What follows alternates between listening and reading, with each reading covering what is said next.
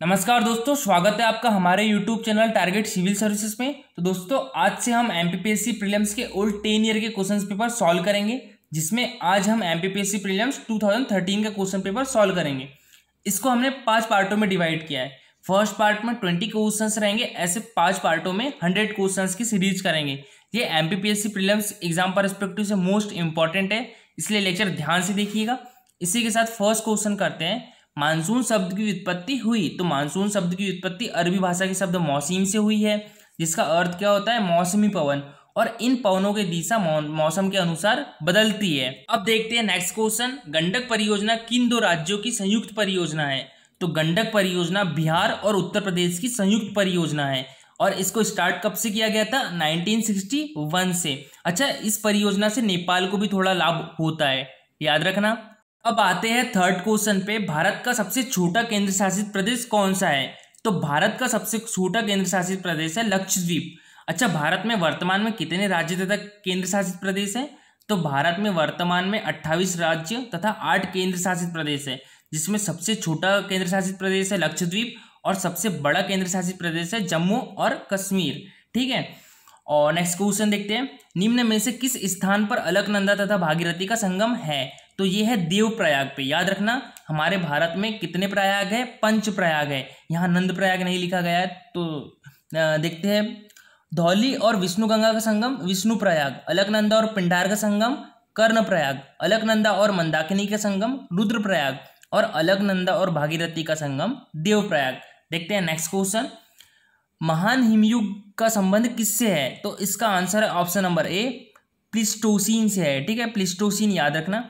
Next question देखते हैं। रेगर मिट्टी का दूसरा नाम है क्या? है काली मिट्टी है। ठीक है, अब देखते हैं नेक्स्ट क्वेश्चन। आईआईसीपीआर के अनुच्छेद खालिस्तान द्वारा बाल अधिकार को सुरक्षित किया गया है, तो इसका आंसर है ऑप्शन नंबर बी, आर्टिकल 24। क्या बोलता है? 14 वर्ष से कम आयु के जो बच्चे होते हैं उन्हें कारखानों या कोई भी इंडस्ट्री में काम करने के लिए नियोजित नहीं किया जाएगा। ठीक है, अब देखते हैं next question. Question number 8। PIL है, तो इसकी फुल फॉर्म होती है पब्लिक इंटरेस्ट लिटिगेशन। अच्छा, इसका मतलब क्या है? जनहित याचिका, यानी जनता के हित सुरक्षित करने के लिए किए गए मुकदमे को संदर्भित करता है, और जो सामाजिक रूप से वंचित पक्ष को न्याय की उपलब्धता कराता है। ठीक है, अब देखते हैं next question. Universal declaration of human rights में कुल कितने अनुच्छेद हैं? तो इसमें इसका आंसर है ऑप्शन नंबर बी, कुल 30 अनुच्छेद है। ठीक है, अच्छा, ह्यूमन राइट्स डे कब मनाया जाता है? तो ये 10 दिसंबर को मनाया जाता है, और ह्यूमन राइट्स डे की शुरुआत कब से हुई थी? तो 1950 से हुई थी। याद रखना, ये क्वेश्चन आया वाला है। नेक्स्ट क्वेश्चन है अपार्थिव है, तो अपार्थिव दक्षिण अफ्रीका में प्रचलित संस्थागत प्रजाति पृथकता की व्यवस्था है। ऑप्शन नंबर सी इसका सही आंसर है। नेक्स्ट क्वेश्चन देखते हैं। पूर्ति कीजिए, किसके बिना कर्तव्य के उसी प्रकार है जैसे मनुष्य बिना परछाई के? तो इसका आंसर है ऑप्शन नंबर बी, अधिकार बिना कर्तव्य के उसी प्रकार है जैसे मनुष्य बिना परछाई के। आप सभी जानते ही हो, भारतीय नागरिकों को मौलिक अधिकार अच्छे जीवन के आवश्यक और आधारभूत परिस्थितियों के लिए दिए गए हैं। इस तरह के अधिकारों के बिना कोई भी भारतीय नागरिक अपने व्यक्तित्व और आत्मविश्वास को विकसित नहीं कर सकता। ठीक है, अब देखते हैं क्वेश्चन नंबर 12। मानव अधिकार दिवस कब मनाया जाता है?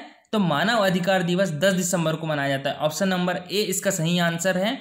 और मानव अधिकार दिवस यानी ह्यूमन राइट्स डे की शुरुआत कब हुई थी? तो ये हुई थी 1950 से। ठीक है, अब देखते हैं हम next question. Question number 13। World of all human rights के लेखक कौन है? तो ये है ऑप्शन नंबर सी, सोलीजे सोरावली। जो सोलीजे सोरावली जी थे, ये भारत के पूर्व अटॉर्नी जनरल भी रह चुके हैं, और इन्हें अभिव्यक्ति की स्वतंत्रता और मानव अधिकारों की रक्षा के लिए पद्म विभूषण से भी सम्मानित किया गया है। ठीक है, तो इसका आंसर क्या हो जाएगा? ऑप्शन नंबर सी, सोलीजे सोरावली। अब आते हैं हम क्वेश्चन नंबर 14 पे। यूएन द्वारा कब अंतर्राष्ट्रीय महिला दिवस के रूप में मनाया गया? तो इसका आंसर है ऑप्शन नंबर ए, 1975 में। अच्छा, पूछे कि पहला महिला दिवस कब मनाया गया था? तो ये मनाया गया था 1909 में। कहाँ? जर्मनी से। इसकी शुरुआत जर्मनी से हुई थी। और यूएन के द्वारा पूछा जाएगा तो ऑप्शन नंबर ए, 1975 से स्टार्ट हुआ था अंतर्राष्ट्रीय महिला दिवस। अच्छा, अंतर्राष्ट्रीय महिला दिवस कब मनाया जाता है?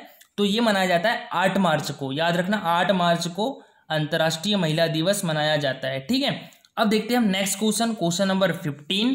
न्यायालय उपधारित कर सकता है कि अपराध गठित करने वाला कोई कृत्य अस्पृश्यता के आधार पर किया गया था यदि ऐसा अपराध किससे संबंध किया गया है। तो ये किया गया है ऑप्शन नंबर ए। इसका सही आंसर है अनुसूचित जातियों के सदस्य के लिए। अब दोस्तों यहाँ से ST/SC एक्ट 1989 से रिलेटेड क्वेश्चन है, तो ध्यान से देखिएगा, ठीक है।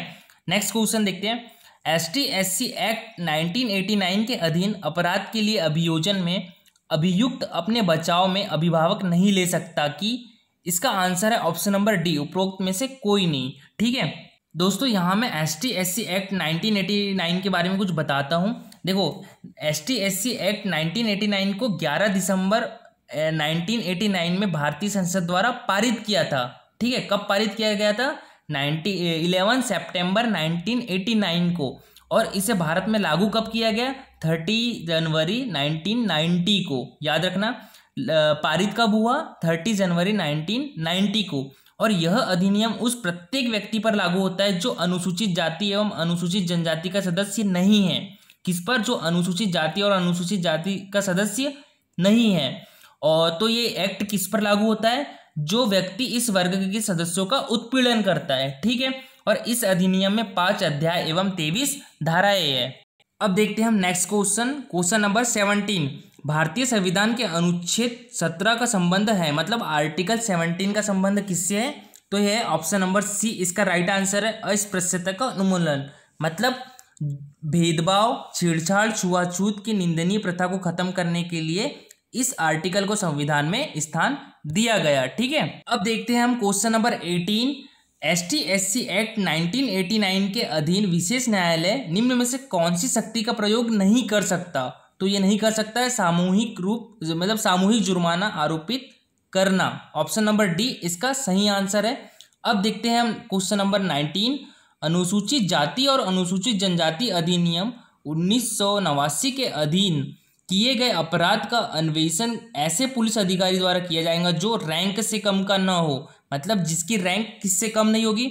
उप निरीक्षक यानी सब इंस्पेक्टर, निरीक्षक यानी इंस्पेक्टर, उप अधीक्षक यानी डिप्टी सुपरिटेंडेंट, और डी अधीक्षक यानी सुपरिटेंडेंट। तो इसका आंसर है ऑप्शन नंबर सी। किससे कम रैंक का नहीं होना चाहिए? डिप्टी सुपरिटेंडेंट, ठीक है। अब देखते हैं नेक्स्ट क्वेश्चन। अनुसूचित जाति और अनुसूचित जनजाति अधिनियम 1989 के अधीन में से क्या पूर्णतः निषिद्ध है? तो इसका आंसर है ऑप्शन नंबर ए, गिरफ्तारी पूर्व जमानत। दोस्तों नेक्स्ट 20 क्वेश्चन अगले वीडियो में देखेंगे। अगर आपको लेक्चर अच्छा लगा हो तो लाइक और शेयर जरूर करिएगा। अगर आप इस वीडियो में नए हो तो सब्सक्राइब कर लीजिएगा। Thank you for watching this video.